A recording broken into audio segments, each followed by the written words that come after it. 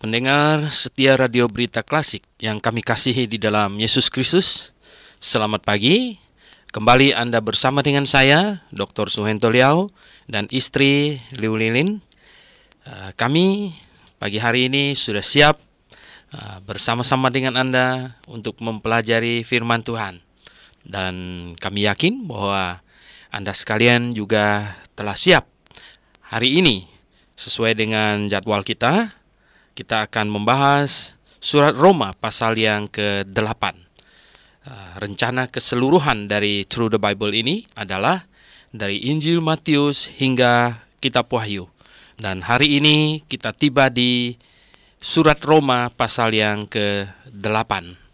Oke, nah Linin akan membacakan dari ayat 1 hingga ayat yang ke-16. Silakan.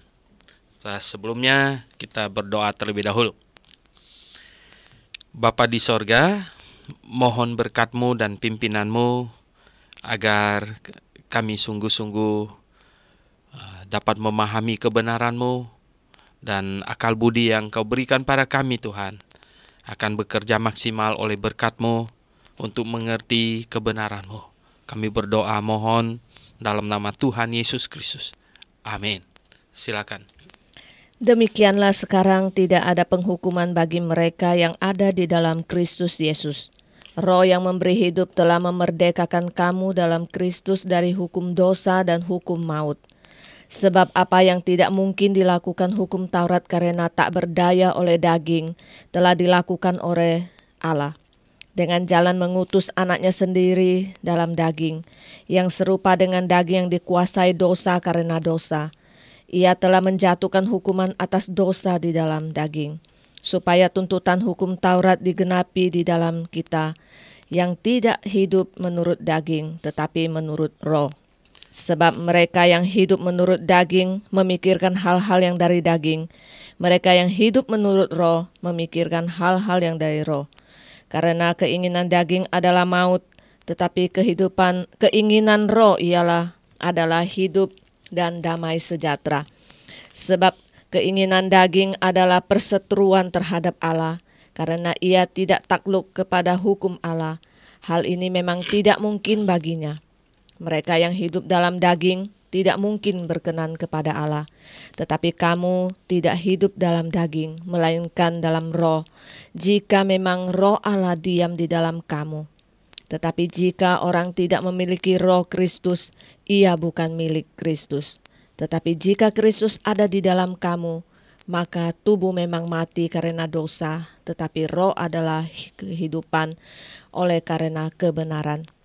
Dan jika roh Dia yang telah membangkitkan Yesus Kristus antara orang mati diam di dalam kamu, maka Ia yang telah membangkitkan Kristus Yesus dari antara orang mati akan menghidupkan juga tubuhmu yang fana itu oleh Roh-Nya yang diam di dalam kamu. Jadi saudara-saudara, jika kita adalah orang berhutang, tetapi bukan kepada daging, supaya hidup menurut daging. Sebab jika kamu hidup menurut daging, kamu akan mati. Tetapi jika oleh roh kamu mematikan perbuatan-perbuatan tubuhmu, kamu akan hidup. Semua orang yang dipimpin roh Allah adalah anak Allah. Sebab kamu tidak menerima roh perbudakan yang membuat kamu menjadi takut lagi, tetapi kamu telah menerima roh yang menjadikan kamu anak Allah. Oleh sebab itu kita berseru, Ya Aba. Oleh roh itu kita berseru, Ya Aba, Ya Bapa. Roh itu bersaksi bersama-sama dengan roh kita bahwa kita adalah anak-anak Allah. Dan jika kita adalah anak, maka kita juga adalah ahli waris. Maksudnya orang-orang yang berhak menerima janji-janji Allah, yang akan menerimanya bersama-sama dengan Kristus, yaitu jika kita menderita bersama-sama dengan Dia, supaya kita juga dipermuliakan bersama-sama dengan Dia. Oke, pendengar yang kami kasih dalam Yesus Kristus, ini adalah lanjutan dari pasal yang ke-7, tetapi sekarang ini mulai dari pasal 8, Rasul Paulus berbicara kepada orang yang sudah sungguh-sungguh diselamatkan. Karena di pasal 7 terakhir sudah diargumentasikan bahwa celakalah aku, ya, Aku ini manusia celaka, siapakah yang dapat melepaskan aku dari tubuh maut ini? Terus ia sendiri menjawab, syukur kepada Allah oleh Yesus Kristus, ya, Tuhan kita. Ya, jadi oleh Yesus Kristuslah kita diselamatkan, kita dibebaskan, ya, dari tubuh maut ini. Dengan cara apa? Dengan cara kita mengakui tubuh kita, mengakui diri kita sebagai orang berdosa, dan dapat melihat diri kita sudah mati. Jadi kita sudah mati di atas kayu salib bersama dengan kematian Tuhan Yesus itu. Artinya penghukuman Tuhan Yesus Kristus di atas kayu salib itu adalah sesungguhnya penghukuman akan diri kita. Dan kita bisa melihat bahwa sesungguhnya kita sudah mati. Dan sekarang yang hidup ini adalah hidup milik Yesus Kristus. Jadi kita tidak lagi hidup menurut kedagingan kita, karena kedagingan kita ini sesungguhnya harus kita lihat dia sudah mati. Dan sekarang kita hidup di dalam roh, ya, kita hidup di dalam roh. Jadi pendengar yang kami kasih dalam Yesus Kristus, dari pasal 1 sampai pasal 7 itu adalah argumentasi untuk orang yang belum diselamatkan sampai dia diselamatkan. Dan pasal 8 sampai pasal 11 akhir itu adalah untuk orang yang sudah diselamatkan. Dan pasal 12 serta seterusnya itu adalah untuk orang yang melayani Tuhan, ya, mempersembahkan hidupnya untuk melayani Tuhan. Nah, betapa teraturnya ini surat Roma ini ditulis oleh Rasul Paulus, ya. Kita lihat pasal 8 ini dimulainya, demikianlah sekarang tidak ada pengharapan bagi mereka yang ada di dalam Kristus Yesus. Nah, di bahasa Indonesia ada kekurangan satu kalimat yang sebenarnya ada di dalam Alkitab bahasa asli Textus Receptus, yaitu ya yang tidak berjalan menurut daging melainkan menurut roh, ya, yang tidak berjalan menurut daging melainkan menurut roh. Jadi demikianlah sekarang tidak ada penghukuman bagi mereka yang ada di dalam Kristus Yesus, yang tidak berjalan menurut daging tetapi menurut roh, ya. Jadi tentu penekanannya itu justru kalimat yang terhilang itu, yaitu bahwa orang yang sudah di dalam Yesus Kristus. Sekarang bicara mereka yang sudah diselamatkan, yang sudah di dalam Yesus Kristus. Yang sudah di dalam Yesus Kristus ini tentu ya bukan sembarangan orang menyebut dirinya ada di dalam Yesus Kristus.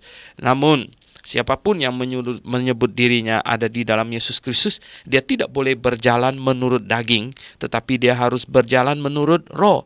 Dia tidak boleh hidup menurut daging, dia harus hidup menurut roh. Jadi dia tiap-tiap hari harus memandang bahwa kedagingannya itu sudah mati. Dia tiap-tiap hari harus menghayati bahwa dia sudah mati, ya. Dia sudah tidak ada kedagingannya itu sudah mati tersalib di atas kayu salib. Sekarang dia berjalan menurut roh. Roh lah yang memberikan dia hidup. Jadi tiap-tiap hari dia menghidupi kehidupan yang berasal dari roh Allah. Nah, oleh sebab itu seterusnya Rasul Paulus ya berargumentasi sampai ke ayat yang ke-8, yaitu bahwa kita ini ya dimerdekakan, diberi hidup, dimerdekakan, ya. Kita dimerdekakan, kamu dalam Kristus Yesus dari hukuman dosa dan maut, ya. Sebab apa yang tidak mungkin ya dilakukan oleh hukum Taurat karena tak berdaya oleh daging, ya, telah dilakukan oleh Allah, ya. Jadi dengan jalan mengutus anaknya seperti dalam daging, yang serupa dengan daging, ya, yang dikuasai dosa karena dosa. Ia telah menjatuhkan hukuman atas dosa di dalam daging. Jadi Allah telah menjatuhkan hukuman atas dosa dalam daging, yaitu dalam daging kemanusiaan Yesus Kristus. Jadi Yesus Kristus datang ya mengenakan daging dan dihukumkan di atas kayu salib dalam daging. Jadi Allah telah menjatuhkan hukuman ya atas daging, ya. Jadi hukuman atas dosa di dalam daging, ya. Supaya tuntutan hukum Taurat ya digenapi di dalam kita yang tidak hidup menurut daging tetapi menurut roh. Nah, akhirnya kita harus dapat memandang bahwa kita sekarang ini sudah tidak lagi hidup di dalam daging tetapi kita hidup di dalam roh. Jadi kita tidak boleh hidup menuruti keinginan daging kita, tetapi kita harus hidup menurut keinginan roh kita.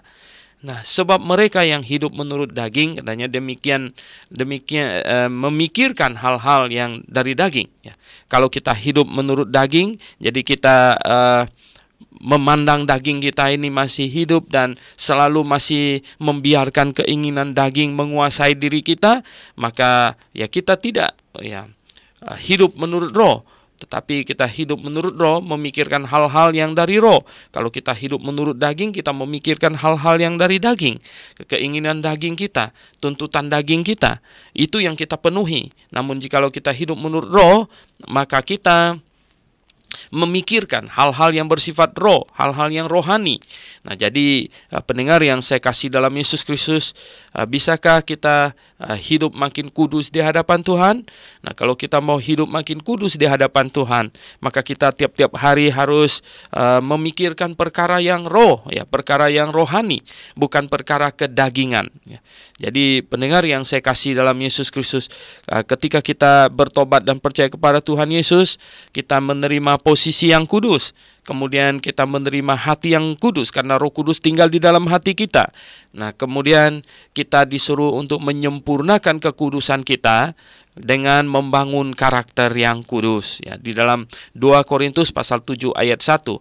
Jadi menyempurnakan kekudusan kita dalam takut akan Allah. Jadi kita mendapat posisi yang kudus, hati yang kudus, dan kita disuruh membangun karakter yang kudus. Posisi yang kudus dan hati yang kudus untuk masuk surga, sedangkan karakter yang kudus untuk percaya di dalam dunia ini. Nah, membangun karakter yang kudus inilah kita harus dapat selalu melihat bahwa kedagingan kita itu sudah mati, ya, kedagingan kita. Sekarang yang hidup di dalam kita itu adalah kehidupan yang oleh Roh Allah.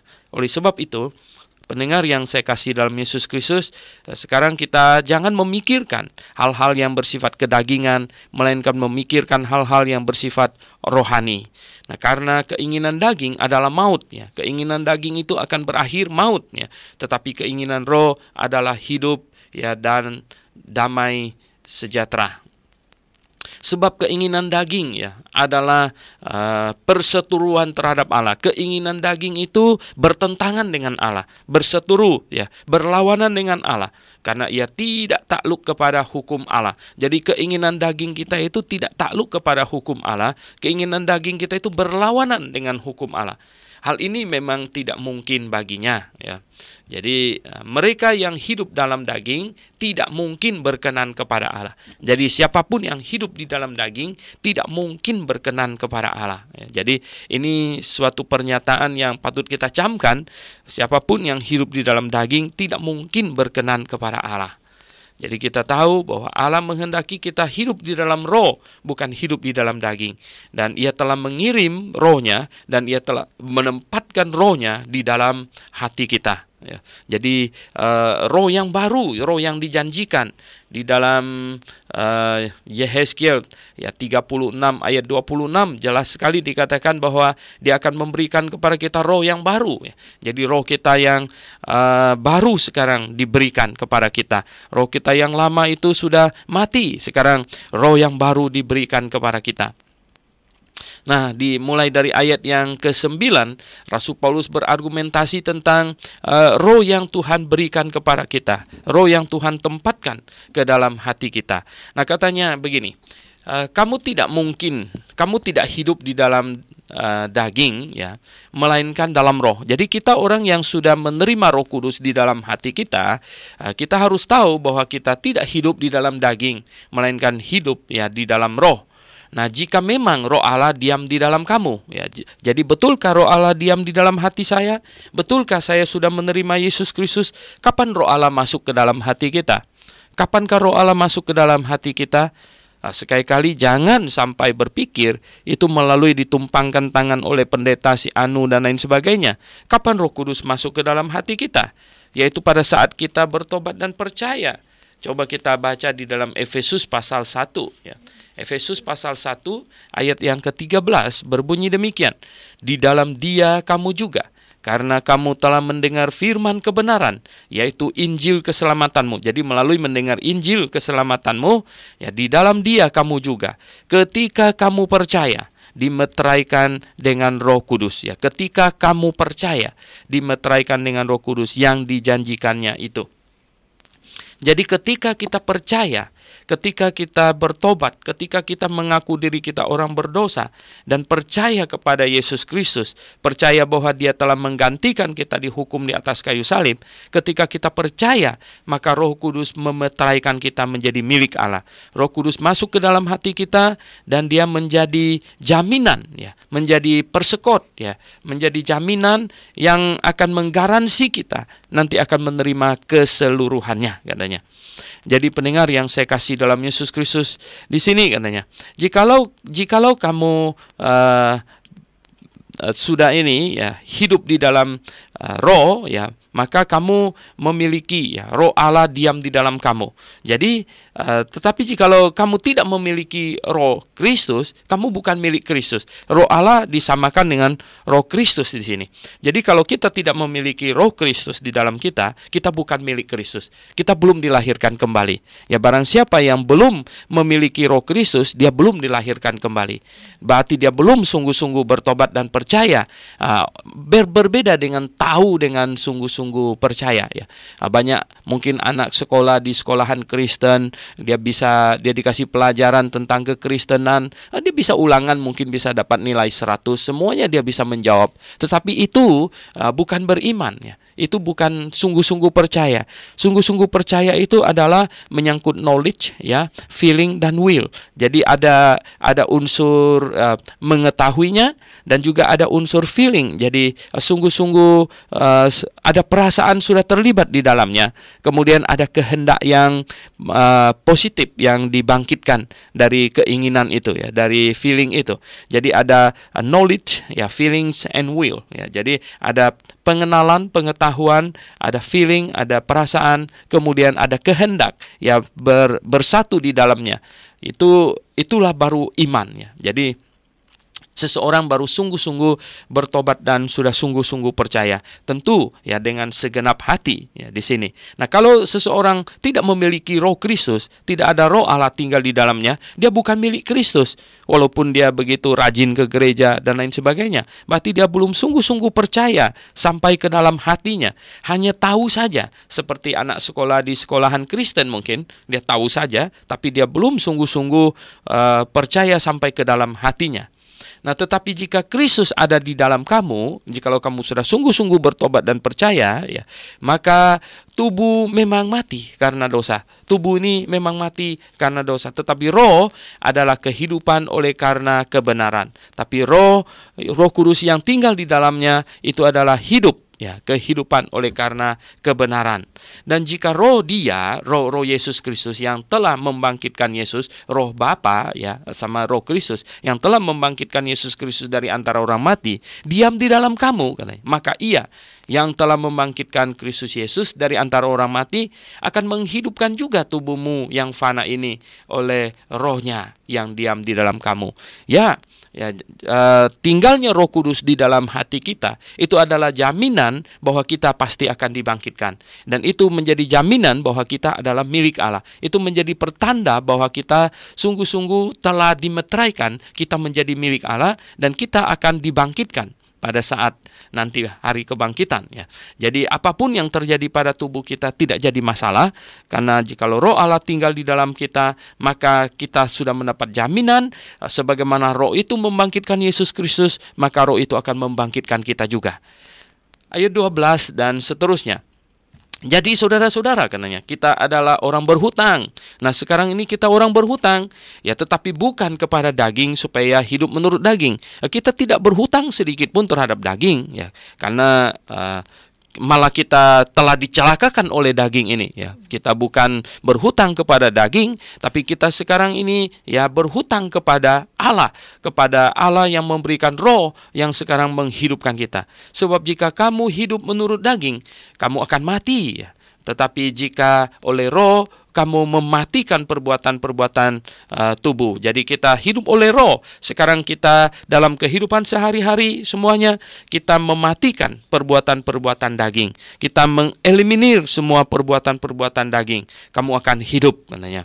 Nah, jadi kita sekarang hidup di dalam roh, berjalan ya, yang tidak berjalan menurut daging melainkan berjalan menurut roh. Nah, itu di ayat 1 itu yang kalimat yang tinggal itu ya. Jadi kita harus hidup menurut roh, bukan hidup menurut daging ya.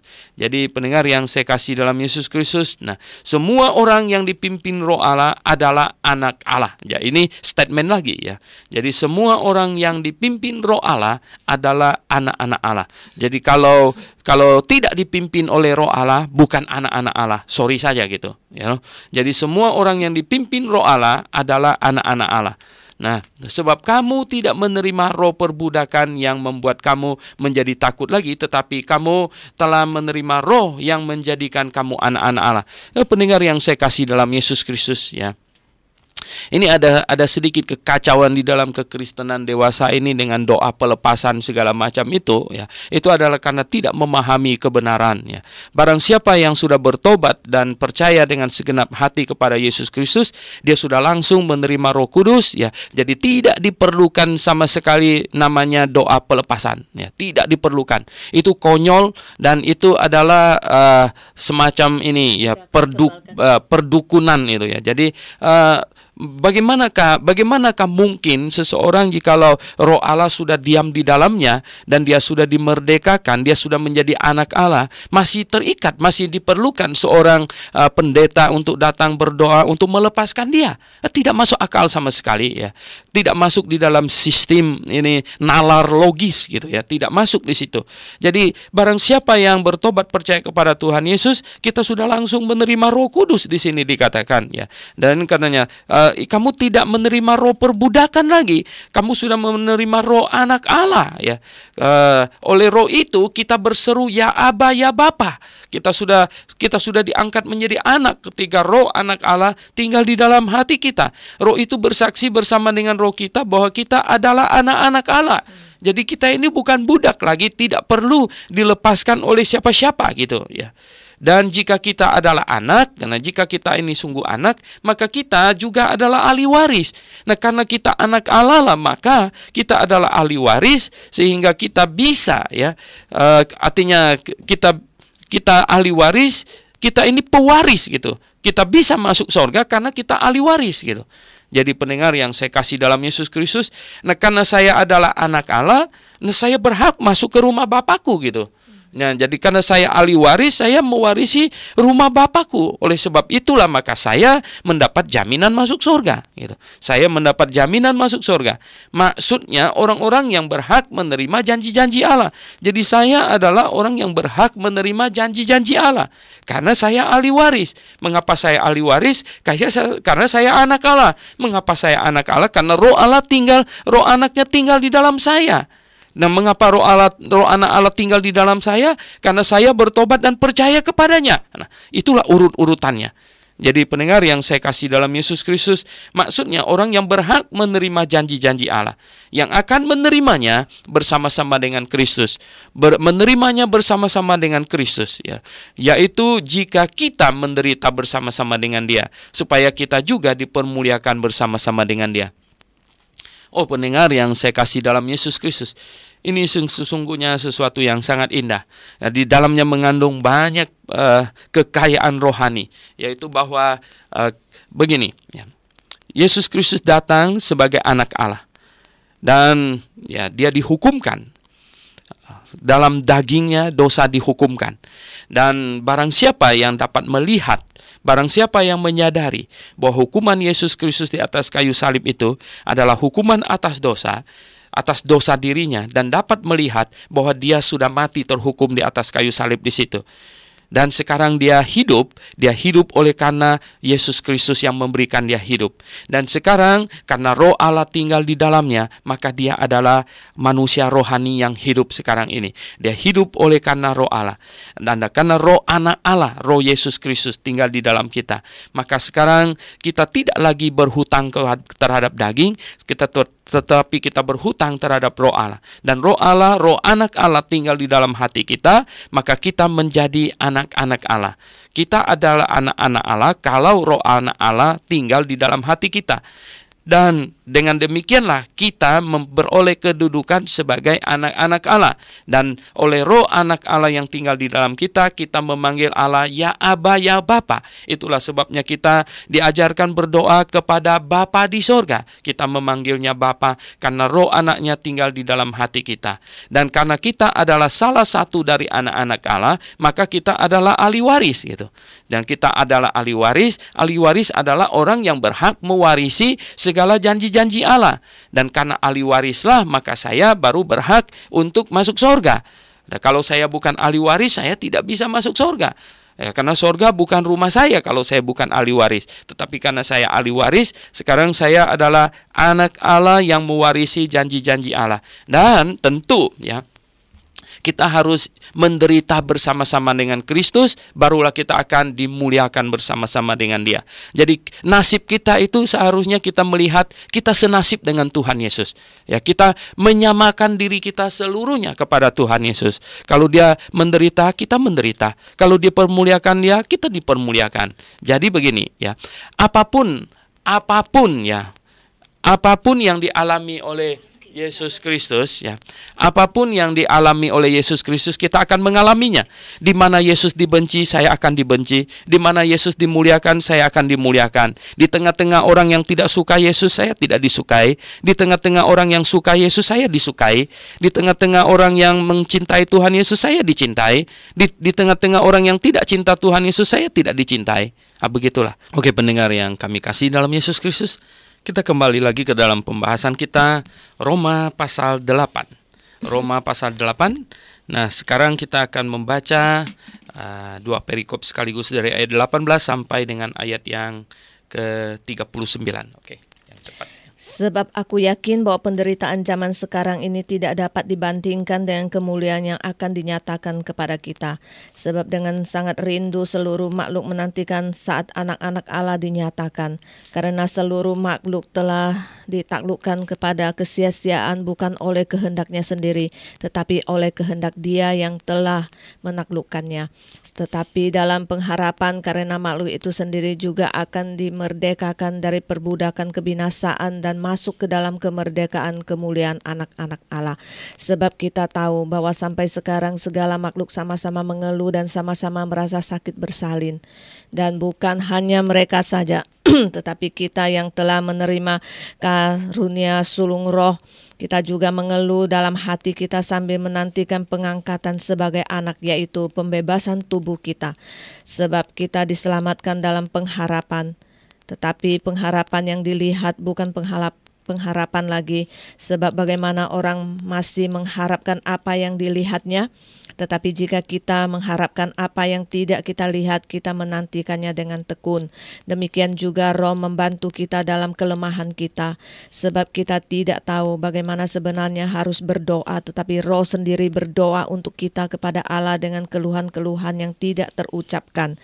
Dan Allah yang menyelidiki hati nurani mengetahui maksud roh itu, yaitu bahwa ia sesuai dengan kehendak Allah berdoa untuk orang-orang kudus. Kita tahu sekarang bahwa Allah turut bekerja dalam segala sesuatu untuk mendatangkan kebaikan bagi mereka yang mengasihi Dia, yaitu bagi mereka yang terpanggil sesuai dengan rencana Allah. Sebab semua orang yang dipilihnya dari semula, mereka juga ditentukannya dari semula untuk menjadi serupa dengan gambaran anaknya, supaya anaknya itu menjadi yang sulung di antara banyak saudara. Dan mereka yang ditentukannya dari semula, mereka itu juga dipanggilnya. Dan mereka yang dipanggilnya, mereka itu juga dibenarkannya. Dan mereka yang dibenarkannya, mereka itu juga dimuliakannya. Sebab itu apakah yang akan kita katakan tentang semuanya itu? Jika Allah di pihak kita, siapakah yang akan melawan kita? Ia yang tidak menyayangkan anaknya sendiri, tetapi yang menyerahkannya bagi kita semua. Bagaimanakah mungkin Ia tidak mengaruniakan segala sesuatu kepada kita bersama-sama dengan Dia? Siapakah yang akan menggugat orang-orang pilihan Allah? Allah yang membenarkan mereka. Siapakah yang akan menghukum mereka? Kristus Yesus yang telah mati, bahkan lebih lagi yang telah bangkit, yang juga duduk di sebelah kanan Allah, yang malah menjadi pembela bagi kita. Siapakah yang akan memisahkan kita dari kasih Kristus, penindasan atau kesesakan atau penganiayaan atau kelaparan atau ketelanjangan atau budaya atau pedang, seperti ada tertulis, oleh karena Engkau kami ada dalam bahaya maut sepanjang hari, kami telah dianggap sebagai domba-domba sembelihan, tetapi dalam semuanya itu kita lebih daripada orang-orang yang menang oleh Dia yang telah mengasihi kita. Sebab aku yakin bahwa baik maut maupun hidup, baik malaikat-malaikat maupun pemerintah-pemerintah, baik yang ada sekarang maupun yang akan datang, atau kuasa-kuasa baik yang di atas maupun yang di bawah, ataupun sesuatu makhluk lain, tidak akan dapat memisahkan kita dari kasih Allah yang ada dalam Kristus Yesus Tuhan kita. Oke, mendengar yang saya kasih dalam Tuhan Yesus. Perikop yang cukup panjang ini. Ini adalah lanjutan dari argumentasi Rasul Paulus, bahwa kita sekarang sudah menjadi ahli waris, kita bersama-sama dengan Kristus, segala yang dialami oleh Yesus Kristus bisa dialami oleh kita. Ya, di mana Yesus disukai, kita akan disukai. Di mana Yesus dibenci, kita akan dibenci. Ya, jadi pendengar yang saya kasih dalam Yesus Kristus, barang siapa yang cinta kebenaran akan mengasihi kita. Barang siapa yang tidak cinta kebenaran akan membenci kita. Barang siapa yang ini saudara palsu, ya akan membenci kita. Dan barang siapa yang menjadi saudara yang benar, yang mengasihi Tuhan, yang rindu mempelajari firman Tuhan, mereka akan menyukai kita juga. Jadi kita menderita bersama-sama dengan Yesus Kristus, maka kita akan dipermuliakan juga bersama-sama dengan Dia. Nah, pendengar yang saya kasih dalam Yesus Kristus, nah mungkin Rasul Paulus pikir orang mendengar menderita bersama-sama dengan Kristus lalu jadi takut. Sehingga di ayat 18 dikatakan, sebab aku yakin katanya, bahwa penderitaan zaman sekarang ini tidak dapat dibandingkan dengan kemuliaan yang akan dinyatakan kepada kita. Maksudnya itu tidak sebanding, ya. Penderitaan yang paling dahsyat sekalipun di muka bumi ini, jikalau itu dipakai untuk membayar kemuliaan yang akan diberikan kepada kita, itu masih belum sebanding. Jadi betapa mulianya kemuliaan yang akan diberikan kepada kita itu. Nah, sebab dengan sangat rindu seluruh makhluk, ya, itu merindukan saat kemuliaan itu, ya. Di mana di sini Rasul Paulus mengatakan bahwa semua makhluk sekarang ditaklukkan di bawah kesia-siaan. Semua makhluk dalam penderitaan, termasuk binatang-binatang semuanya katanya menderita sakit bersalin juga, ya, semuanya. Nah, bahkan katanya kita yang telah menerima karunia roh sulung, ya, artinya orang yang sudah dilahirkan kembali, kita tidak terlepas dari sakit penyakit tubuh ini. Orang yang orang yang di dalam dosa melahirkan sakit, ya. Apakah orang yang sudah diselamatkan percaya Tuhan Yesus melahirkan lalu tidak sakit lagi? Enggak demikian, ya. Nah, oleh sebab itu ada sebagian saudara yang dari gereja tertentu yang berkata bahwa barang siapa di dalam Yesus Kristus tidak akan sakit lagi. Jadi kalau sakit tidak mau pergi ke dokter segala macam, berdoa, ya, oleh bilur-bilurnya semua sakit hilanglah. Itu salah besar, ya. Itu salah besar. Nah, kedatangan Tuhan Yesus yang pertama kali, sebenarnya kedatangan Tuhan Yesus itu mau menyelamatkan kita baik rohani maupun jasmani. Tetapi karena ditolak, maka kedatangannya yang pertama itu hanya menyembuhkan kerohanian kita, belum menyembuhkan jasmani kita, gitu. Ya, jadi kita diselamatkan rohani oleh kedatangannya yang pertama, dan nanti kedatangan yang kedua kita akan diselamatkan secara jasmani. Nah, ini harus difahami dengan amat sangat, ya. Oleh sebab itu sekarang ini penyakit kita yang disembuhkan oleh bilur-bilurnya, itu kedatangan yang pertama itu menyembuhkan penyakit rohani kita. Nanti kedatangan yang kedua akan menyembuhkan penyakit jasmani kita. Nah, saat itulah tubuh kita baru tidak akan sakit lagi, yaitu ketika tubuh kita diubah dari tubuh yang fana ini menjadi tubuh kebangkitan. Jadi pendengar yang saya kasih dalam Yesus Kristus, sekalipun kita yang menerima karunia roh sulung ini, ya, kita juga mengeluh dalam hati kita. Kita juga merasa sakit, ya. Kita juga bisa batuk, ya. Kita juga bisa kena demam berdarah, ya. Kita perempuan-perempuan yang sudah dilahirkan kembali di dalam Yesus Kristus, sudah lahir baru, ya, kalau mau melahirkan anak tetap sakit, ya. Jadi itu maksudnya ini. ini. Jadi kita yang menerima roh sulung pun masih tetap menderita di dalam dunia ini. Binatang-binatang semuanya menderita, ya semuanya itu. Nah, sampai hari kelepasan itu tiba, kan ya. Sebab apa? Ayat 24 dikatakan sebab kita diselamatkan dalam pengharapan. Nah, kita sekarang ini diselamatkan, sudah diselamatkan belum? Oh, sudah, ya. Tetapi diselamatkan dalam pengharapan. Nah, ini perlu dicamkan amat sangat di sini ya, bahwa kita sudah mendapatkan karunia roh di dalam hati kita. Itu sebagai jaminan kita akan diselamatkan. Tapi kita masih diselamatkan dalam pengharapan. Artinya kita belum masuk surga, ya. Kita belum masuk surga. Jadi tiap-tiap hari kita ada di dalam pengharapan. Nah, pendengar yang saya kasih dalam Yesus Kristus, ya, kita lihat ya, sungguh ini sangat penting sekali. Tetapi pengharapan yang dilihat ya bukanlah pengharapan lagi ya. Kalau pengharapan yang dilihat itu bukan pengharapan lagi katanya, ya enggak. Tetapi inilah ya. Kalau pengharapan kita itu sudah sampai, ya kita tidak pengharapan lagi gitu. Namun sekarang ini kita ada di dalam pengharapan akan Yesus Kristus yang akan datang itu ya. Jadi pendengar yang saya kasih dalam Yesus Kristus, nah kita lihat ya di dalam 1 Korintus pasal yang pertama ya. 2 Korintus pasal 1 ayat 10. 2 Korintus pasal 1 ayat 10. Dari kematian yang begitu ngeri ia telah dan akan menyelamatkan kami. Kepadanya kami menaruh pengharapan kami bahwa ia akan menyelamatkan kami lagi. Jadi ia telah dan akan ya menyelamatkan kami. Jadi pendengar yang saya kasih dalam Yesus Kristus, Paulus tidak pernah lupa bahwa dia telah diselamatkan dan diselamatkan dalam pengharapan ya. Tetapi katanya kalau yang sudah dilihat itu bukan pengharapan lagi. Nah, pengharapan itu artinya belum lihat, belum sampai di situ. Tapi kita mengharapkan apa yang tidak kita lihat. Kita menantikan dengan tekun katanya.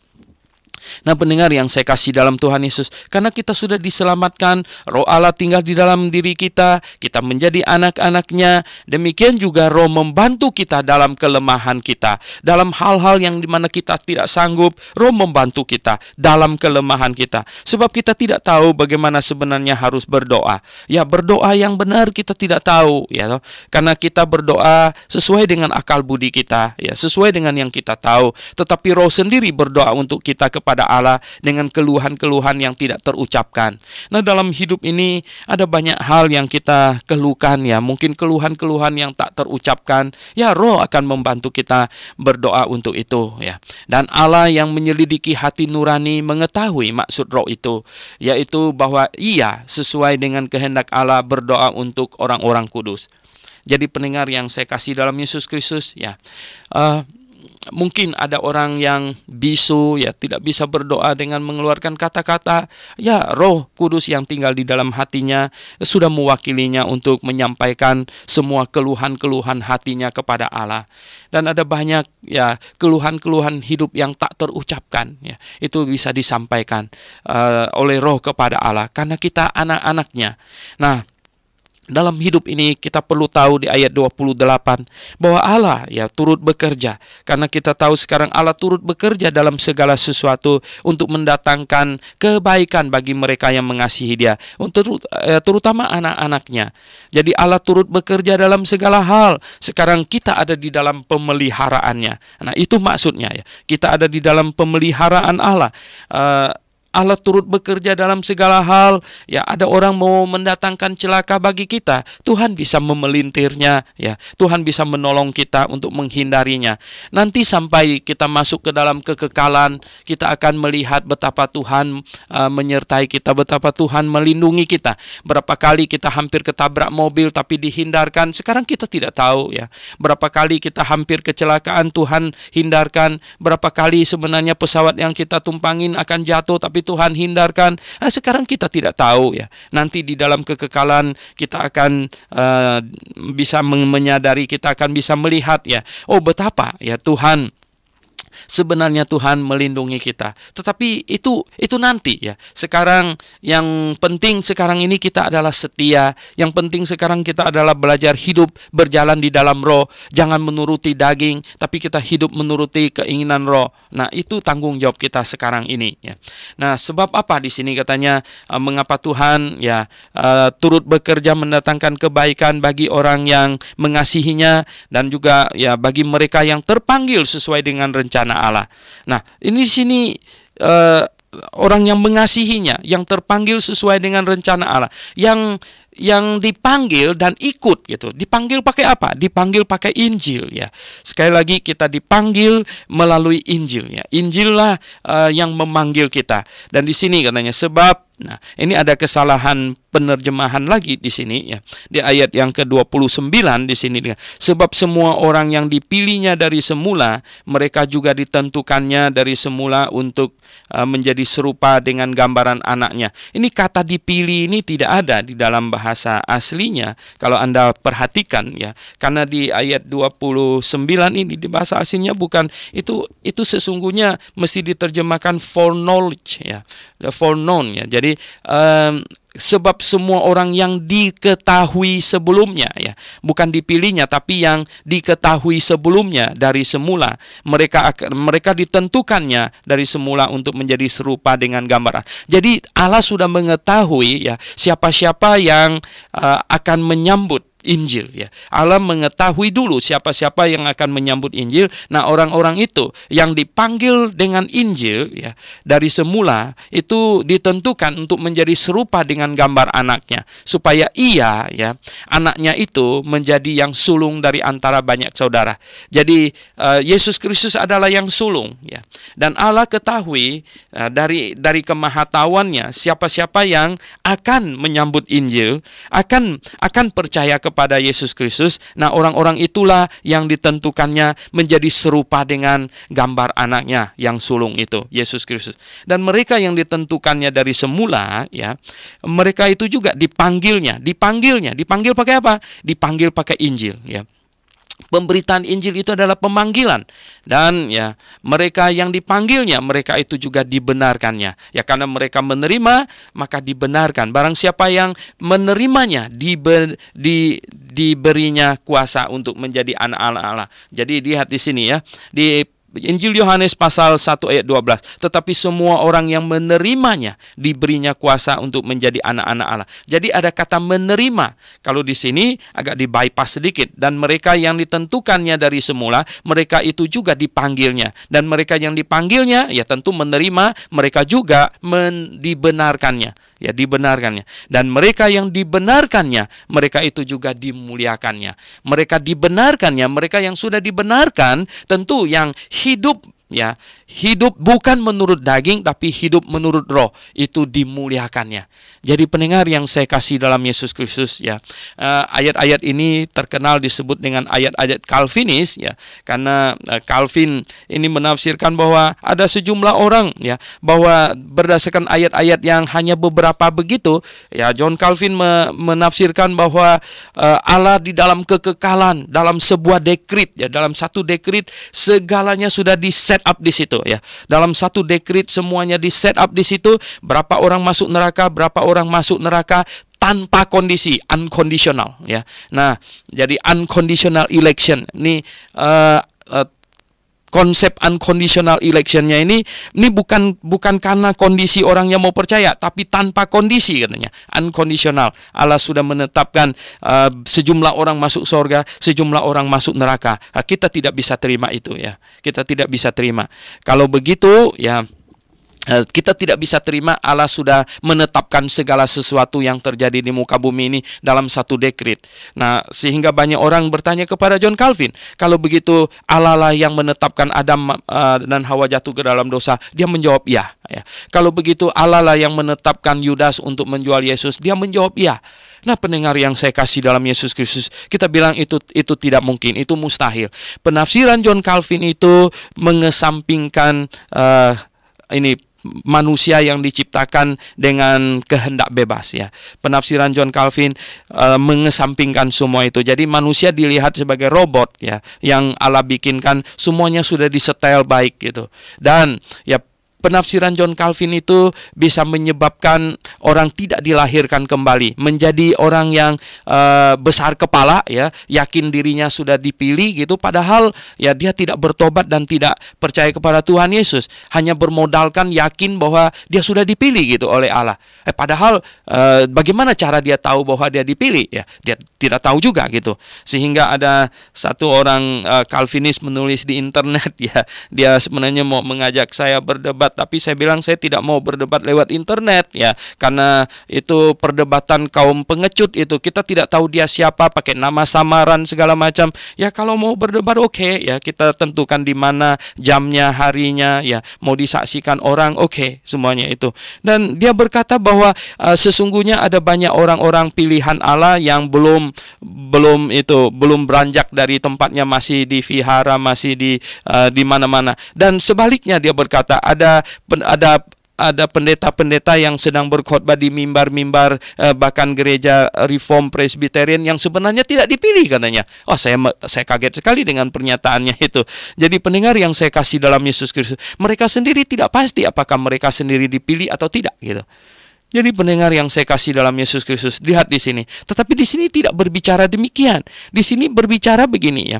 Allah mengetahui dari semulanya ya orang-orang yang ya akan menanggapi Injil, dan orang-orang itulah yang ditentukan untuk serupa dengan gambar anaknya katanya. Serupa dengan gambar anaknya.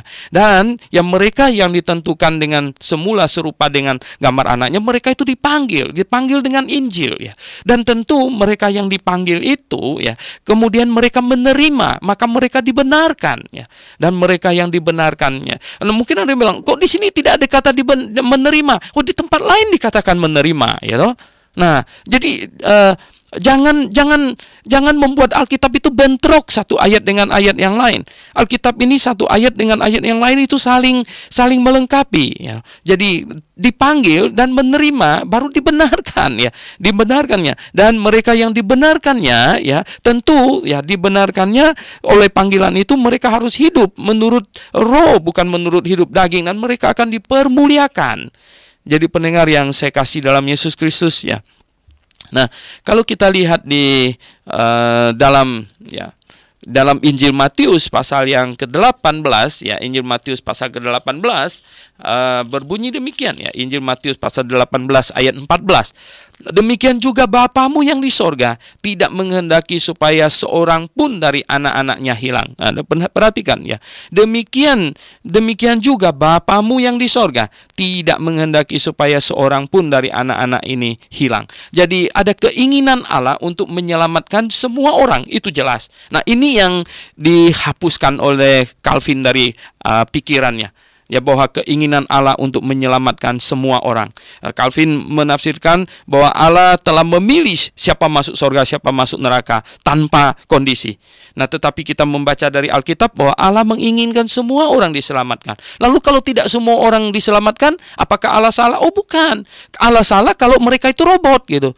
Tapi kalau mereka itu memiliki kehendak pribadi, maka berarti mereka tidak ya memberi tanggapan terhadap panggilan Allah. Nah, jadi pendengar yang saya kasih dalam Yesus Kristus. Nah, selanjutnya Rasul Paulus berkata di dalam ini ayat yang ke-31 dan seterusnya, betapa kasih Allah amat besar bagi kita. Sebab itu katanya, apakah yang akan kita katakan tentang semuanya itu? Jika Allah di pihak kita, siapakah yang akan dapat melawan kita? Nah, siapakah yang dapat menentang kita? Siapakah yang dapat merebut kita dari tangan Allah? Betapa kasihnya Allah kepada kita. Kalau Ia tidak menyayangkan anaknya sendiri, tetapi yang katanya menyerahkannya bagi kita semua, bagaimanakah mungkin Ia tidak mengaruniakan segala sesuatu kepada kita bersama-sama dengan Dia? Nah, pendengar yang saya kasih dalam Yesus Kristus, argumentasinya itu begini. Kalau seseorang berani kasihkan kepada kamu anaknya yang tunggal, ya, beranikah dia kasihkan kepada kamu rumahnya? Beranikah dia kasihkan kepada kamu mobilnya? Oh, jelas berani. Mana yang lebih mahal baginya, anaknya yang tunggal atau rumahnya atau mobilnya? Jadi betapa Allah mengasihi kita sampai Dia rela memberikan anaknya yang tunggal kepada kita? Masakan dia tidak memberikan kepada kita hal lain kalau kita memang membutuhkan itu? Jadi kita hanya perlu percaya kepadanya, dan kita tahu bahwa dia mengasihi kita. Dia memimpin hidup kita. Nah, siapakah yang akan menggugat orang-orang pilihan Allah? Siapakah yang dapat menggugat? Kalau kita sudah percaya kepada Tuhan, kalau kita sudah ada di dalam Tuhan, kalau kita sudah menjadi milik Tuhan, kalau kita adalah salah satu dari anak-anak Tuhan, oleh karena roh anaknya tinggal di dalam hati kita, siapakah yang dapat merebut kita dari tangan Allah? Oh, tidak ada. Ya, siapakah yang akan memisahkan kita dari kasih Kristus? Oh, tidak ada. Ya, penindasan atau apakah? Ya, konyol ya semua itu. Saya adalah anak Allah. Saya menderita bersama-sama dengan Yesus Kristus. Saya tahu di mana Yesus Kristus dijunjung tinggi, di situ saya dijunjung. Saya tahu di mana Yesus Kristus dikasihi, saya dikasihi. Ya, siapakah yang dapat merebut kita dari tangan Allah? Tidak ada. Ya, tidak ada. Ya, tidak ada. Ya, tidak ada yang dapat merebut kita dari tangan Allah. Jadi pendengar yang saya kasih dalam Yesus Kristus. Nah, sebagian dari orang Kristen lalu dari sini membangun lagi konsep yang salah, yang berkata bahwa kalau gitu orang sekali percaya maka tidak akan binasa lagi apapun yang terjadi. Oh, di sini tidak berkata demikian. Ya, ini faktor luar semuanya. Faktor luar di sini. Tidak ada sama sekali di sini menyinggung faktor diri orang itu sendiri. Ya, ketika saya sudah menjadi milik Yesus Kristus, tidak ada satu kuasa apapun dari luar yang bisa menyeret saya, yang bisa memisahkan saya. Ya, di sini ayat 37 kata, tetapi dalam semuanya ini kita telah lebih daripada orang yang menang, more than conqueror. Ya, oleh dia yang mengasihi kita. Sebab katanya, aku yakin bahwa baik maut maupun hidup, ya malaikat-malaikat, ya pemerintah-pemerintah, baik yang ada sekarang maupun yang akan datang, atau kuasa-kuasa yang di atas maupun yang di bawah, ataupun semua makhluk lain, tidak ada yang dapat memisahkan kita dari kasih Allah yang ada di dalam Kristus Yesus Tuhan kita. Amin. Oh ya, amin sekali ya. Amin sekali. Dengarkan, coba camkan baik-baik, semua itu adalah faktor luar ya. Tetapi kalau kita sendiri yang mau menyangkal dia, beda lagi ya. Makanya itu Alkitab itu saling melengkapi. Ayat lain dikatakan ya. Ayat lain di dalam 2 Timotius pasal 2 ya, jika kita menyangkal dia, dia pun akan menyangkal kita. Dengar baik-baik itu. Jika kita menyangkal dia, dia pun akan menyangkal kita. Apakah ayat Alkitab saling bertentangan? Oh, tidak. Yang di sini dilist semua di sini ini faktor luar ya. Apakah ada faktor luar yang bisa memisahkan kita dari Allah? Oh, tidak ada. Tetapi jikalau itu tumbuh dari dalam hati kita. Nah, orang yang salah konsep itu perlu ya merenungkan ini lagi ya. Apakah sebelum Adam dan Hawa jatuh ke dalam dosa, apakah mereka memiliki kehendak bebas? Iya. Maka itu mereka memilih menentang Allah. Setelah mereka jatuh ke dalam dosa dan kita semua anak cucunya itu memiliki kehendak bebas untuk percaya atau tidak percaya, memiliki kehendak bebas itu, iya, kita miliki itu. Engkau mau percaya atau tidak mau percaya. Sesudah kita percaya, kita menyambut Yesus Kristus sebagai Tuhan dan Juru Selamat kita, kita menjadi salah satu dari anak-anak Allah. Masihkah kita memiliki kehendak bebas itu? Oh ya, masih. Ya, bahkan mereka yang tinggal di dalam kerajaan 1000 tahun pun, yang dilahirkan di dalam kerajaan 1000 tahun pun, sampai di masa akhir kerajaan 1000 tahun, kehendak bebas mereka diuji. Allah melepaskan lagi ya iblis itu, dan kemudian mereka dihasut dan sebagiannya menentang Allah. Jadi kehendak bebas mereka tetap diuji. Jadi pendengar yang saya kasih dalam Yesus Kristus, nah kita manusia diciptakan dengan akal budi, diberikan akal budi, diberikan kehendak bebas. Nah, tetapi ya, barang siapa yang ada di dalam Yesus Kristus, jikalau dia tetap setia, jikalau dia tetap memandang kepada Yesus Kristus, jikalau dia tetap tinggal di dalam roh, jikalau dia tetap berjalan menurut roh bukan menurut daging, jikalau dia sungguh-sungguh ya sikapnya tidak berubah. Ini bukan perbuatan, ini bukan kekuatan dirinya, ini sikap hati, ya, sikap hati. Nah, pendengar yang saya kasih dalam Yesus Kristus, kita diselamatkan oleh iman, oleh percaya. Ya, itu bukan oleh perbuatan. Iman itu sikap hati, ya. Tetap setia itu sikap hati. Jadi bukan perbuatan. Nah, kita tidak diselamatkan oleh perbuatan. Kita tidak diselamatkan oleh karena saya kuat gitu, bukan. Tapi oleh karena sikap hati saya yang tidak berubah. Kesetiaan itu sikap hati. Jadi pendengar yang saya kasih dalam Yesus Kristus, hendaklah engkau setia sampai mati. Hendaklah engkau setia sampai mati, bukan setengah mati gitu. Ya, jadi kita harus tetap setia. Jadi pendengar yang saya kasih dalam Yesus Kristus, kita anak Allah. Kita salah satu anak Allah dan kita harus tetap setia. Ya. Oke, pendengar yang saya kasih dalam Yesus Kristus, pembahasan kita hari ini sampai di sini. Mari kita berdoa. Bapa di sorga, puji hormat kami naikkan padamu. Engkau Allah yang mengasihi kami. Terima kasih Tuhan. Siapalah kami yang Engkau beri kedudukan sebagai salah satu anak-Mu. Roh anak-Mu Engkau tempatkan dalam hati kami. Terima kasih Tuhan. Tidak ada yang lebih indah dari itu. Tuhan, biarlah kami menghargainya lebih dari segala-galanya. Dan biarlah kami berjalan di dalam roh. Bukan berjalan menurut daging, tapi menurut roh. Pimpinlah hidup kami Bapa di surga. Dalam nama Tuhan Yesus Kristus kami berdoa. Amin.